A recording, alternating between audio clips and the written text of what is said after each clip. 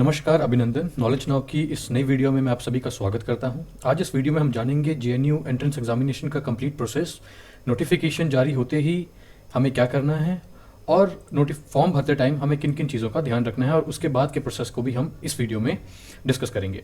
तो सबसे पहला स्टेप होता है जेएनयू एंट्रेंस एग्जामिनेशन या फिर जेएनयू डबल एग्जामिनेशन, ऐसे इसे कहा जाता है। इसमें नोटिफिकेशन जारी की जाती है।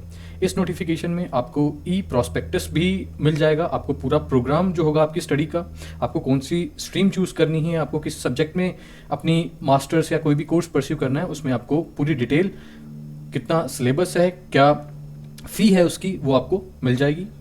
नोटिफिकेशन के कुछ देर बाद आपको एप्लीकेशन फॉर्म भरना है। ये आपको जेएनयू की ऑफिशियल साइट पे आपको इसकी नोटिफिकेशन आ जाएगी, और एनटीए जो है नेशनल टेस्टिंग एजेंसी, इनकी साइट पे आपको ये फॉर्म भरना है। एनटीए पे ये फॉर्म भरने के बाद, इस फॉर्म के भरने के दौरान आपको 3 चॉइसेस दी जाएगी, आपको कौन से सब्जेक्ट में अपनी चॉइस भरनी है। तो आपको 3 चॉइस दी जाएंगी, फर्स्ट सब्जेक्ट, सेकंड सब्जेक्ट और थर्ड सब्जेक्ट। तो जो फर्स्ट सब्जेक्ट होगा, आप जैसे भर रहे हैं यहाँ पे एमए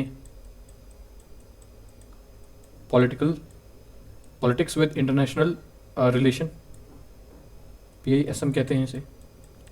आप सेकंड चॉइस आप भर सकते हैं international relations with area studies, IRAM कहते हैं, या फिर MA आप हिस्ट्री में भर सकते हैं।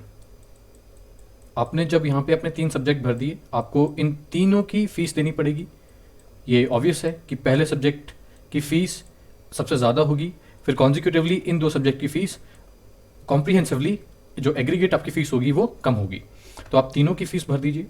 भरने के बाद आप जब फॉर्म सबमिट कर देंगे, उसी के दौरान आपको अपने सेंटर्स भरने पड़ेंगे।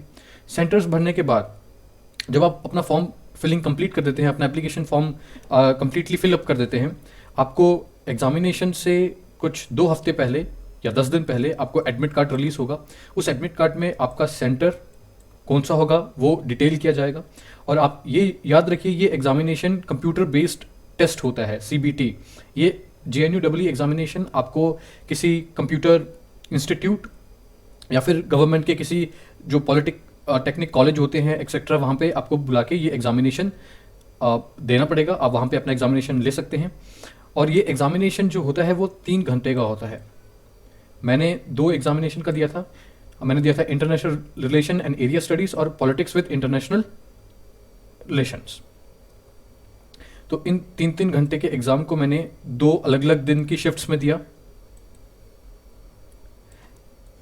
ये एग्जामिनेशन होने के लगभग 1 महीने बाद आपका रिजल्ट आएगा। इसमें मेरा दोनों में सिलेक्शन हो गया था।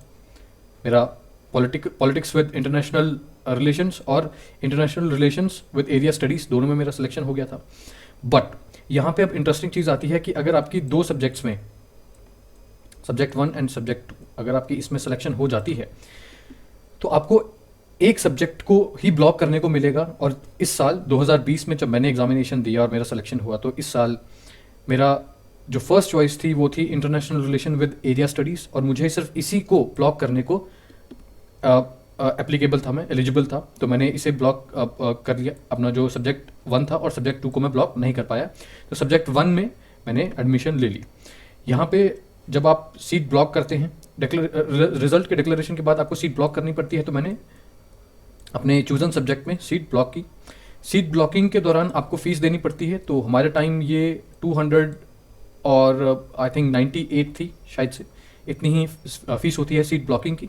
सीट ब्लॉकिंग के बाद आपको डॉक्यूमेंट्स अपलोड करने पड़ते हैं। उसकी चेकलिस्ट आपको जेएनयू एडमिशन साइट पे ही दी जाती है। और उसके बाद जब आप सीट ब्लॉक कर देते हैं, फिर आपकी एडमिशन प्रोसेस कंप्लीट होता है और आपको क्लासेस स्टार्ट करने की नोटिफिकेशन मिल जाती है।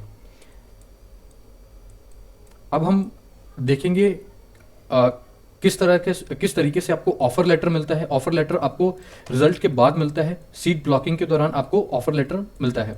वो ऑफर लेटर मैं आपको अपना दिखाऊंगा, और ये भी दिखाऊंगा कि कौन से डॉक्यूमेंट्स आपको अपलोड करने पड़ेंगे सीट ब्लॉकिंग के दौरान। और रिजल्ट डिक्लेरेशन के बाद जब आपका सिलेक्शन हो जाता है, तो उसके बाद आपको सीट ब्लॉक करनी पड़ती है। यहाँ पे आप देख सकते हैं, ये फ़ी भर के आपको सीट ब्लॉक करनी पड़ेगी। उसके बाद ये चेकलिस्ट है। इस चेकलिस्ट में आपको देखना है आपको इमीडिएटली कौन से डॉक्यूमेंट हैं वो अपलोड करने पड़ेंगे। इस लिंक को क्लिक करके, इस बटन लिंक को क्लिक करके आप अपने डॉक्यूमेंट्स अपलोड कर सकते हैं। ये आपका जो ऑफ़र लेटर है, मैं अभी आपको इसके बाद आपको दिखाऊंगा ऑफ़र लेटर। ये प्री एनरोलमेंट फॉर्म है, ये अभी तक अवेलेबल नहीं है साइट पे, तो इसके बारे में मैं कुछ कह नहीं सकता।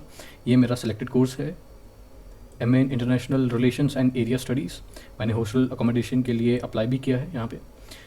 यहाँ पे जो एफिडेविट है ये आपको अपनी लोकल तहसील से बनवाना पड़ेगा। एक स्टैम्प पेपर होता है 10 रुपीज़ का, वो आपको लेना पड़ेगा और उसमें आपको अपने पेरेंट या गार्डियन का एंटी रैगिंग जो आपका स्टैम्प पेपर पे एफिडेविट है वो बनवाना पड़ेगा। यही ऐसा ही एक एफिडेविट आपको अपना नाम से भी देना पड़ेगा, क्योंकि आप स्टूडेंट हैं। अगर आपके पास वो इमीडिएट डॉक्यूमेंट्स नहीं है जो इनको अभी चाहिए, तो आपको एक्सटेंशन फॉर्म भरना पड़ेगा। JNU माइग्रेशन है, ये जो JNU के फॉर्मर स्टूडेंट्स हैं जिन्होंने यहाँ पे बैचलर्स डिग्री की है, मास्टर्स के लिए अप्लाई कर रहे हैं, तो उनको यहाँ से JNU माइग्रेशन अपना जो फॉर्म है वो निकाल सकते हैं। ये मार्कशीट आपको अपलोड करनी पड़ेगी, माइग्रेशन अंडरटेकिंग आपको अपलोड करनी पड़ेगी, और मेडिकल फिटनेस सर्टिफिकेट ये आपको वहाँ पे डिपॉजिट करना पड़ेगा। यहाँ पे अपलोड करने का ऐसा कोई इन्होंने ऑप्शन नहीं दिया है। तो अभी हम अपना ऑफ़र लेटर देखें। जब आपका सिलेक्शन हो जाता है JNU में, आप जब सीट ब्लॉक कर लेते हैं, तब आपको एक ऑफ़र लेटर दिया जाता है JNU के एडमिशन डिपार्टमेंट द्वारा।